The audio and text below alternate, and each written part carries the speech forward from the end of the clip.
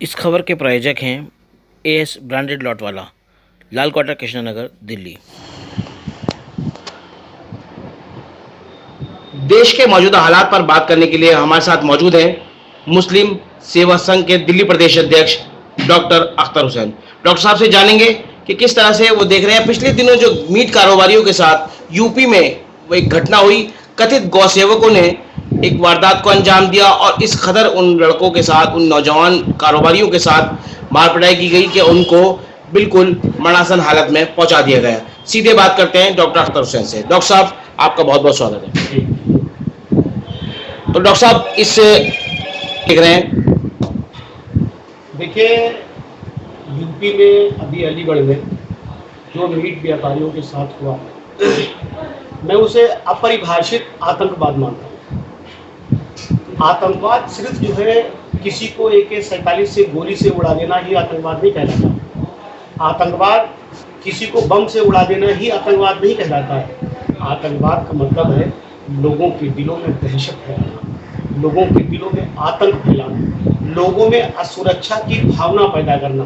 आपने देखा होगा कि वो जो वीडियो है अलीगढ़ की, यहाँ पे मीट व्यापारियों के साथ ये घटना घटी और उन नकली गौरक्षक आतंकियों ने उनके साथ जो हाल किया, आप ये समझिए कि अगर उस वीडियो को कोई भी शख्स देखेगा, छोटा बड़ा बच्चा बूढ़ा, तो उसके दिल में कितनी दहशत फैल जाएगी। आप ये समझिए कि अपरिभाषित जो आतंकवाद है, कहीं ना कहीं अपरिभाषित आतंकवाद को नेताओं का संरक्षण प्राप्त होता है, प्रशासन का संरक्षण प्राप्त होता है और इस वजह से ये आतंकी घटनाएं बढ़ती जा रही हैं। इससे पहले तमाम सारी घटनाएं हुई, चाहे वो पहलू खान का ले लीजिए, चाहे जावेद का ले लीजिए, चाहे किसी तमाम सारे ऐसी घटनाएं हुई हैं जिनमें लोगों ने जो है एक भीड़ के जरिए से लोगों में मोबिलाइजिंग करके उनको मौत के घाट उतार दिया। ये भी अपरिभाषित आतंकवाद है। आप देखिए कि किसी गांव में एक छोटी सी मस्जिद है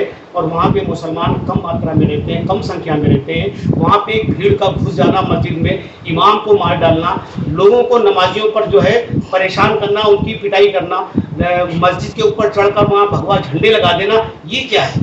ये भी तो एक आतंकवाद है। इससे भी तो लोगों के दिलों में दहशत फैलती है, लोगों में आतंक फैलता है और लोगों में असुरक्षा की भावना पैदा होती है। अभी देखिए, जब ये हमारे जो 28 लोग शहीद हो गए थे और पाकिस्तानी आतंकवादियों ने उनको शहीद किया था, तो जो हमारी गोदी मीडिया थी और जो लोग थे, उन्होंने कहा कि धर्म पूछकर जो है वो लोगों को मारा गया। गलत था, ये गलत था। कोई भी धर्म किसी को, किसी बेगुनाह को मारने की इजाजत देता ही नहीं है, चाहे कोई भी धर्म हो। लेकिन उस पे आप देखिए उस वक्त कितनी ज्यादा यहाँ पर भारत में मुसलमानों के साथ घटनाएं हुई।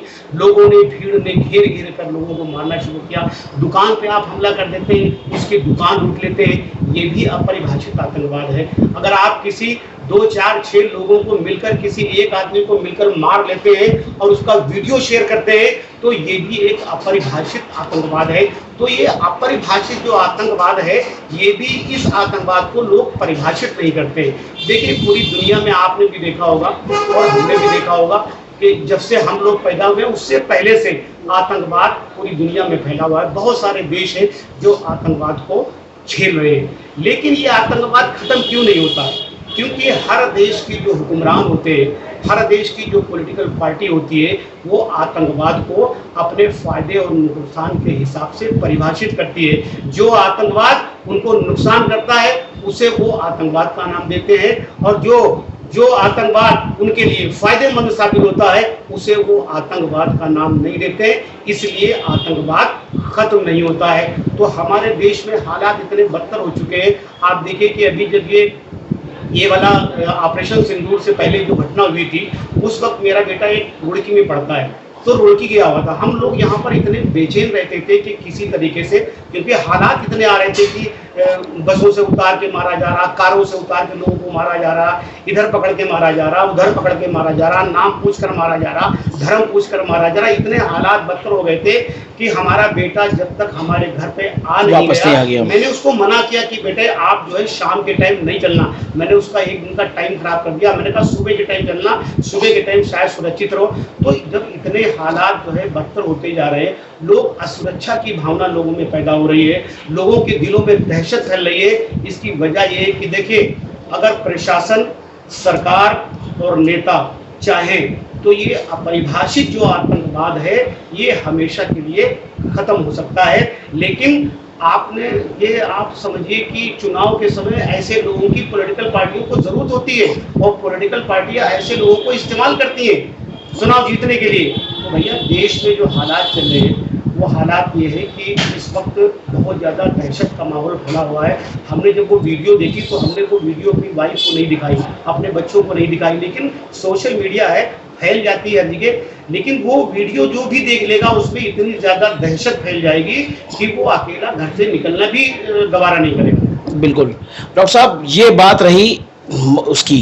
अब आपको लगता है कि पहलगाम के बाद जिस तरह से ऑपरेशन सिंदूर चलाया गया उसने कहीं ना कहीं देश के हालात को और ज्यादा खराब नहीं किया? देखिए, ऑपरेशन सिंदूर जो हुआ ये हमारे भारत देश की, भारत सरकार की ये जो योजना थी पाकिस्तान के अंदर हमला करके आतंकवादी अड्डों को ख़त्म करना, वहाँ के आतंकवादियों को मार गिराना, ये बहुत ज़रूरी था। क्योंकि बहुत दिनों से पाकिस्तान जो है वो आतंकवादी हमले करके हमारे देश के नागरिकों को मार रहा है और ये बहुत ज़रूरी था। भारत सरकार ने, हमारी सेना ने, जो भी हमारे भारत की सेना ने पाकिस्तान के साथ किया, मुझे तो लगता है इससे और ज़्यादा होना चाहिए था। लेकिन फिर भी जो कुछ किया वो तसल्ली बख्श है।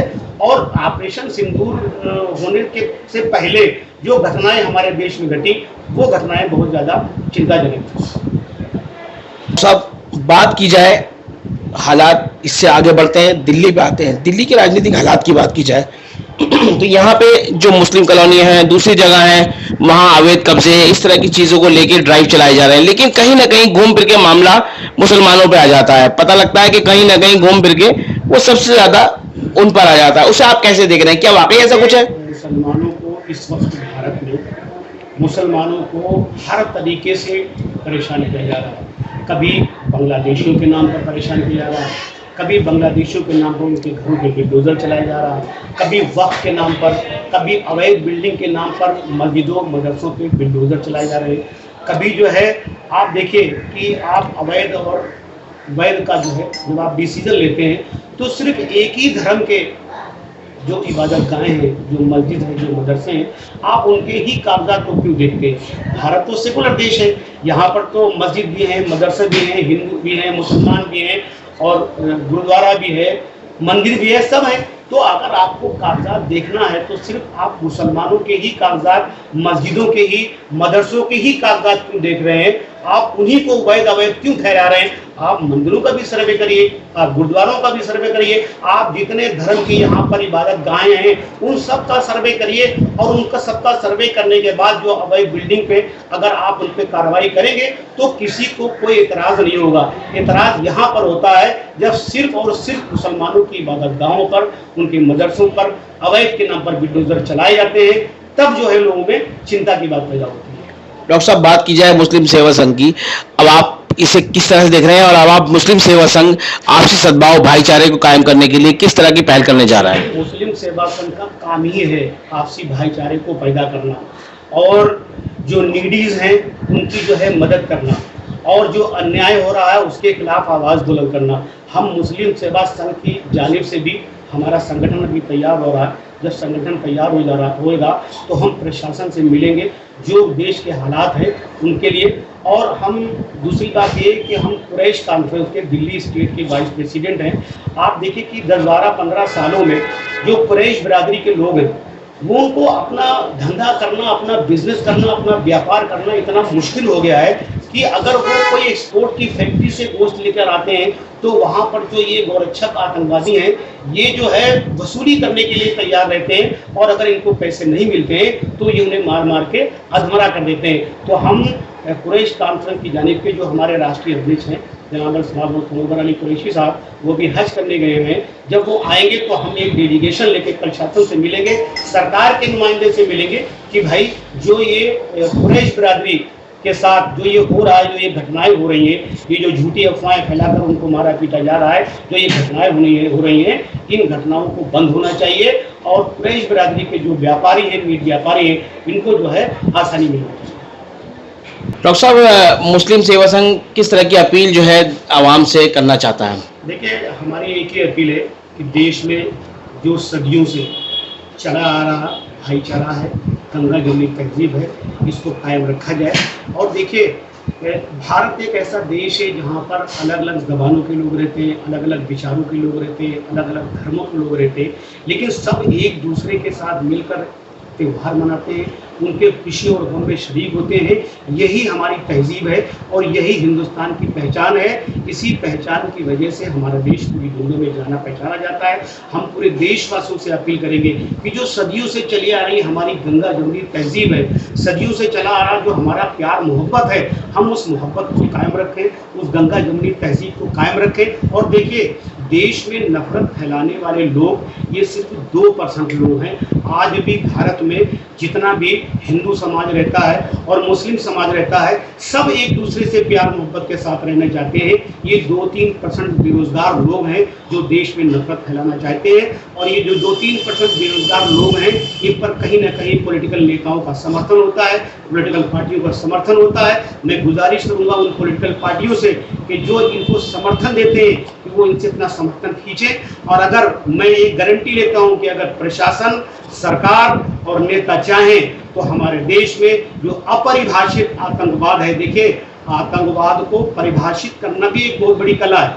हम सिर्फ उसी को आतंकवाद परिभाषित करते हैं जो AK-47 से गोलियां चलाई जाती हैं या बम फोड़े जाते हैं। लोगों में दहशत फैलाना, लोगों में आतंक फैलाना, लोगों में असुरक्षा की भावना फैलाना, ये जो गली गली में मुसलमानों को घेर के मार लिया जाता है, जो मुसलमानों की मस्जिदों पे चढ़कर जो है झंडे फहरा दिए जाते हैं, इससे क्या होता है कि लोगों में असुरक्षा की भावना फैल रही है, लोगों में जो है दहशत फैल रही है।